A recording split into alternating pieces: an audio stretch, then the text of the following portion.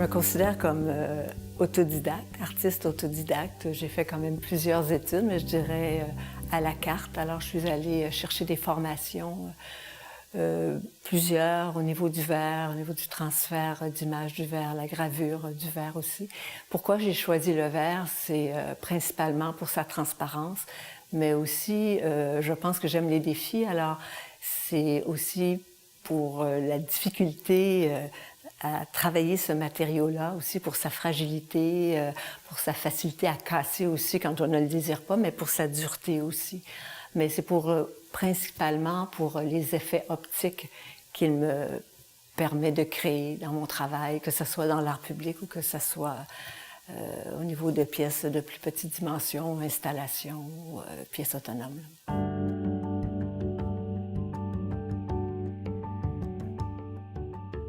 J'ai beaucoup travaillé dans des cadres d'intégration des arts à l'architecture, de l'art public, plus particulièrement.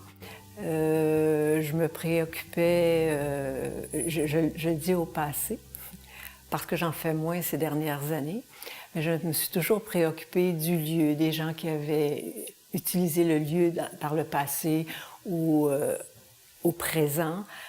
Qu'est-ce qui avait coloré ce lieu-là, finalement. Puis, je remarque maintenant que je fais des œuvres qui sont exposées plus en galerie ou en musée. En fait, je conçois des pièces qui touchent un territoire plus intime qu'avant. Alors, je parle des zones d'ombre des individus, de la détresse humaine.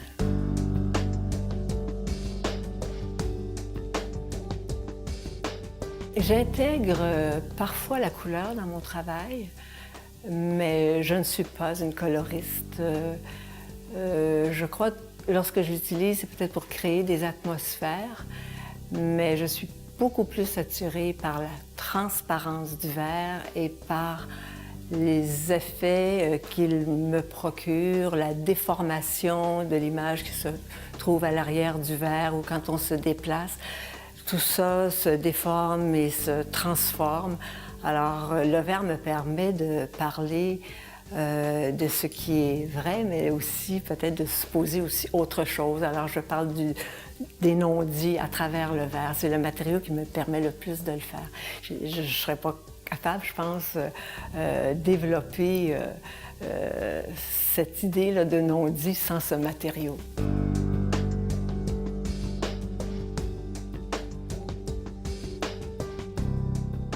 Donc, le titre de l'exposition, c'est « Mettre la tête où l'on pense ».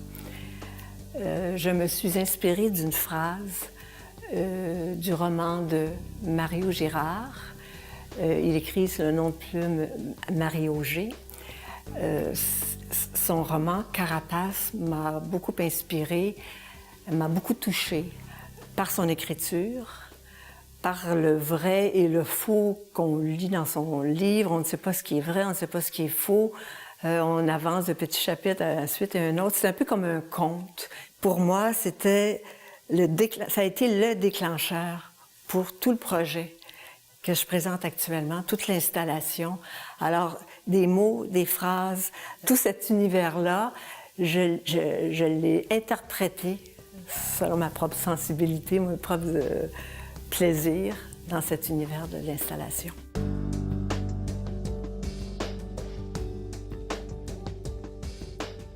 Des miettes se détachent de moi et se répandent par terre, en petits tas, que le vent balaie aussitôt, étant en longue traînée derrière moi. Je ne m'en aperçois pas, mais je le sais, puis le vent se lève, s'intensifie, s'emporte, m'emporte. Je rentre la tête entre les épaules. Je me la fais descendre jusque dans le ventre. J'ai de la place à l'intérieur. Tout plein de place. Mon corps a un blot, comme un paquebot, mais je ne vogue pas sur l'eau. Je suis trop grosse, trop lourde. J'ai trop épais de carapace, trop de carcasse. Alors, je vais faire de la plongée.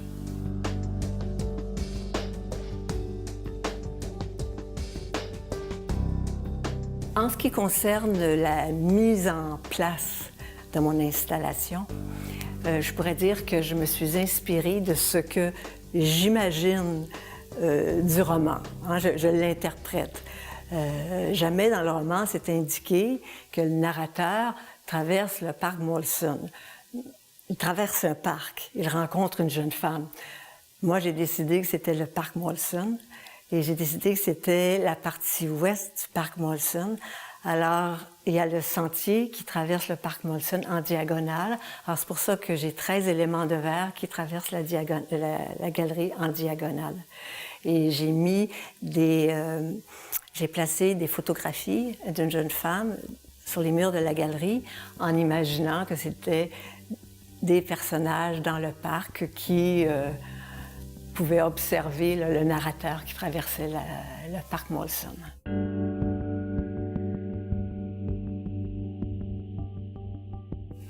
J'ai imaginé 13 éléments de l'installation de telle manière que le spectateur doit nécessairement se pencher et faire comme un effort ou une concentration pour lire ce qui se passe à l'intérieur de chacun de ces éléments-là.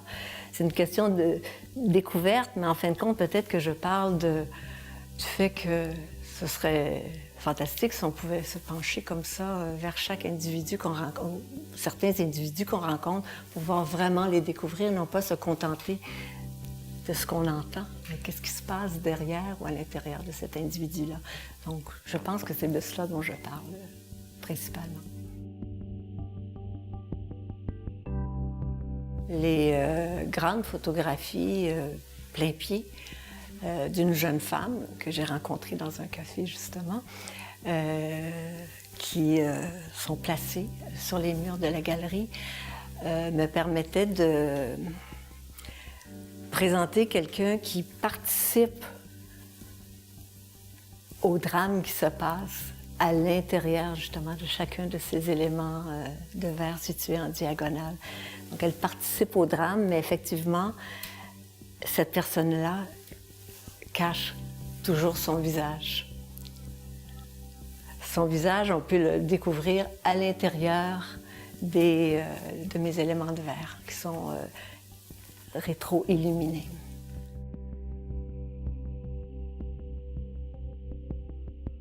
Alors, ce qui me préoccupe beaucoup, c'est l'individu, ce sont les difficultés de chaque individu à pouvoir s'intégrer dans la société ou à pouvoir vivre en harmonie avec lui-même. Puis, je me suis penchée beaucoup sur l'enfance, sur la maltraitance faite aux enfants et surtout sur ce qui n'est pas dit concernant la maltraitance des enfants. Aujourd'hui, peut-être que c'est un peu moins pire, mais je ne suis pas sûre non plus. Mais beaucoup dans les années 60, les années 70, 80, j'étais très sensible à ce que je voyais et à ce qu'on n'entendait pas par rapport au traitement qu'on faisait aux enfants. Alors, je pense que c'est ça qui a beaucoup marqué mes préoccupations et c'est le sujet que j'utilise depuis plusieurs années dans mon travail.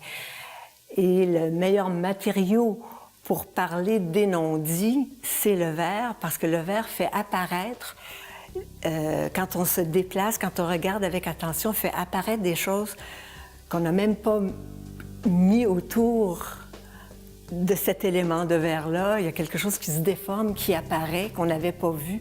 Alors, ça me permet, de cette manière-là, de parler des non-dits.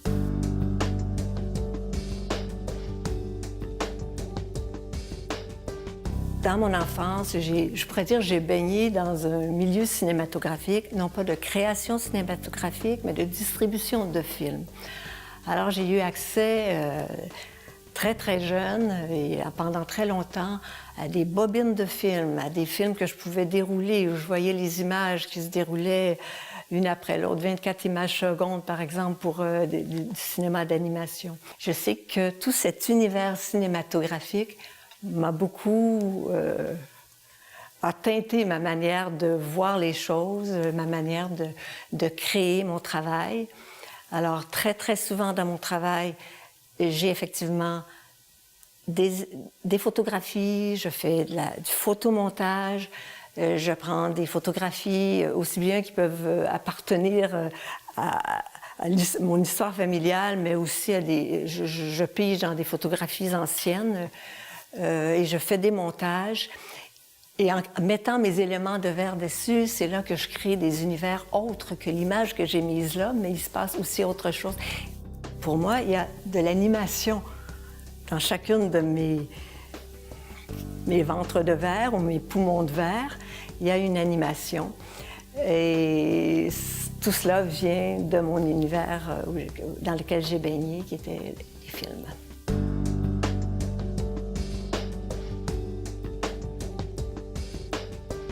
J'essaie de parler de la détresse humaine et je sais que je n'y parviendrai jamais. Je continue à le faire avec obstination. Puis c'est correct comme ça. C'est pas une déception, c'est une espèce d'acharnement. Mais je sais que je n'y parviendrai jamais. Parce que chacun a sa part d'ombre. C'est quelque chose qu'on n'atteint pas chez les individus. J'aimerais ça, aller dans cette zone-là, le comprendre. Mais j'ai compris un jour que je ne pourrais pas, mais je continue quand même.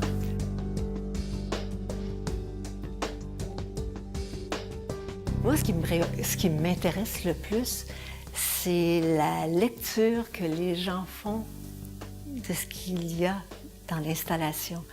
La lecture de ce que les gens font de mon travail.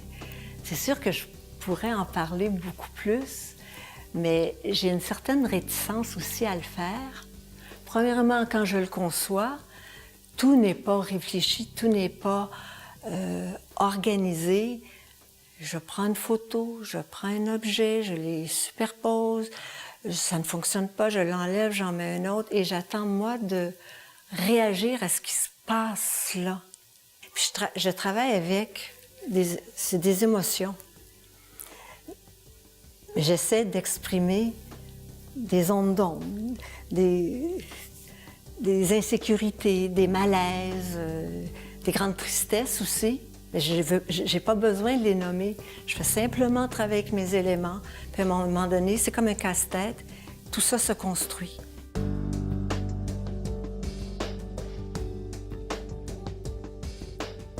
L'installation ne m'appartient plus. C'est très étrange ce qui se passe pour moi. Alors là, j'ai travaillé dessus à peu près pendant 1 an et demi. Donc je pense que je n'ai fait que ça. Et là, je le vois, puis j'ai une distance. Il y a quand même un plaisir d'accomplissement. Je pense avoir réussi à mettre des émotions que je ressentais dans mon travail. Je crois que ça, je l'ai réussi. Mais je veux m'en éloigner et je veux juste entendre ou voir des gens qui circulent dans cet univers-là.